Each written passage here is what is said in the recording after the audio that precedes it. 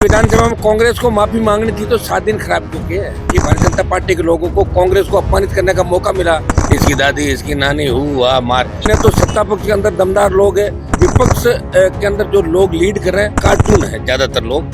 यहाँ व्यवस्था बनी होगी, एक बार कांग्रेस एक बार बीजेपी, इसको छोड़ के राजस्थान का जवान बदलाव करेगा। भजन लाल जी को टोटल 2, 4, 5 अधिकारी ही चला रहे, उनको खुद ही पता नहीं कि एक मुख्यमंत्री के दायित्व क्या होते हैं। विधानसभा में कांग्रेस को माफी मांगनी थी तो 7 दिन खराब क्यों किए?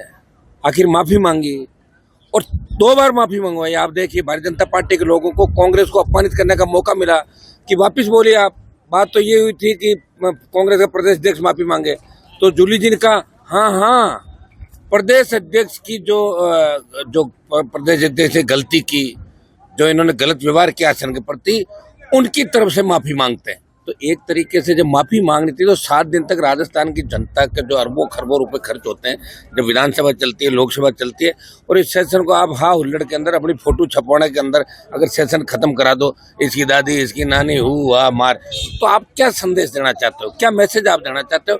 निश्चित रूप से अब ये विधानसभा का जो अब का कार्यकाल है, ये आज तक का सबसे गिरा हुआ विधानसभा का कार्यकाल होगा 5 साल, क्योंकि न तो सत्ता पक्ष के अंदर दमदार लोग है, न कोई अच्छे वक्ता है, और विपक्ष के अंदर जो लोग लीड कर रहे हैं ऐसे नजर आ रहे जैसे कार्टूनिस्ट होता है ना, कार्टून हो गया आपके। कार्टूनिस्ट तो कार्टून बनाता है, लेकिन ये कार्टून है ज्यादातर लोग, जो हाउस के अंदर जिस तरह की हरकतें करते हैं, सुबह कुछ, दोपहर को कुछ और शाम को कुछ। तो राजस्थान की जनता ये नजारा देख रही है।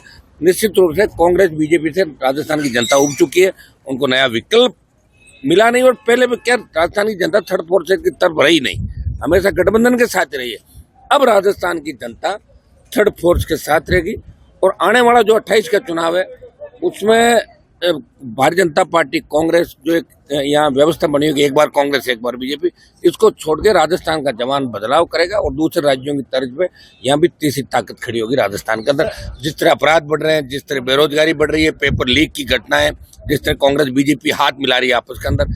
बीजेपी जिस तरह जब विपक्ष में थी तो पेपर लीक के लिए क्या कर रही थी कि पेपर लीक आरोपियों को हम पकड़ेंगे, सीबीआई जांच करेंगे, उन अपराधों को लीक करेंगे, लेकिन कोई घोषणा दोनों बजट हो रही आगे, उससे पहले भी सवा साल करें। भजन लाल जी सिर्फ टाइम पास करें, और भजन लाल जी को टोटल 2, 4, 5 अधिकारी ही चला रहे हैं, उनको खुद ही पता नहीं कि एक मुख्यमंत्री के दायित्व क्या होते हैं, कर्तव्य क्या होते हैं, और मुख्यमंत्री को क्या क्या काम करना चाहिए। एकदम से लोड ज्यादा दे दिया उनको, तो अभी लोड को सहन नहीं कर पा रहा है। तो ये हालात राजस्थान के अंदर बने, इसलिए विपक्ष की सारी लड़ाई हम लोगों को सदन में, हमारे मेंबर नहीं, लोकसभा के अंदर मजबूती की हम लड़ाई लड़ रहे हैं लोकसभा में।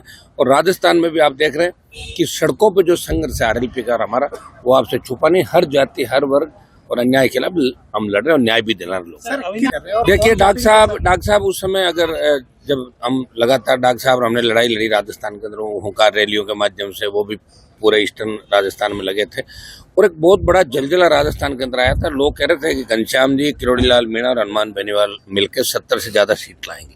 दुर्भाग्य से 2018 के अंदर डॉक्टर किरोड़ी लाल जी बीजेपी के अंदर चले गए। उसमें नहीं जाना चाहिए, तो वसुंधरा झगड़ा करके तो बाहर आए थे, वो वहाँ चले गए। और जाने के बाद जिस तरह भारतीय जनता पार्टी ने उस बात को मन के अंदर रखा कि ये बाहर जाकर यार अब इनको ठीक करना है, तो उस द्वेषता की भावना के साथ भारतीय जनता पार्टी ने उनका राजनीतिक कैरियर एक तरीके से खत्म करने का प्रयास किया।